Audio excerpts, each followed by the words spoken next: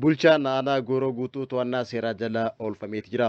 Bulchaan aanaa pirezidaantii mootummaa naannoo Oromiyaa sobuudhaan badhaasaa konkolaataa fudhatee ijoo miidiyaa hawaasaa ta'ee to'annaa seeraa jala oolutu gabaafame.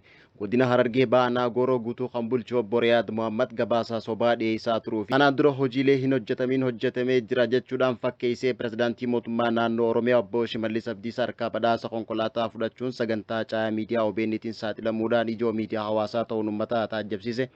Aanaa Gooroo Guutuu keessatti dararamaa fi doorsisa hamaan karaa bulchaa aanaa kanaatiin uummata irratti deemaa turuu fi gochoonni seera cabsan bulchiinsa aanichaatiin uummata irratti hojjetamaa turanii fi bulchaan aanaa Gooroo Guutuu kaabineen bulchiinsa aanichaa manneen daldalaa dhuunfaarra deemuun ruuza zayita fi meeshaalee garaagaraa humnaan uummata irraa funaanuu fi namoota didan uleen tumuu fi hidhaa turanis karaa sagantaa tanaatiin saaxilamuudhaan to'annaa seeraa jala akka oolee gabaafameeti jira. Akkasumas kantiibaan magaalaa Harramillee bulchaa aanaa kanaa wajjin gocha kanatti hirmaatee daba uummata irratti hojjete obbo Jibroo namni jedhamu seera jalaa miliquudhaan barbaadamaa jiraachuunis himameeti jira.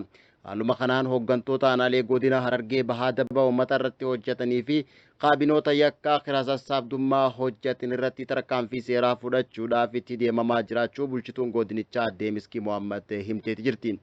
Caasaalee hooggantoota godinichaa keessa jiran 5,000 irratti tarkaanfii seeraa fudhachuuf kan itti deemamaa jiru ta'us aadde Miskii Mohammad miidiyaa biyyattiitti himteeti jirti. Kana malees dargaggoota doorsisuudhaan aanicha keessa ari'aa turuu fi gabaasa sobaa mootummaa dhiyeessuun gochaa gowwoomsaa hojjechaa turuudhaan bulchaan aanichaa kuni hidhaa jala ooluudhaan buufata poolisii magaalaa Harar jiraachuunis gabaafameeti jira.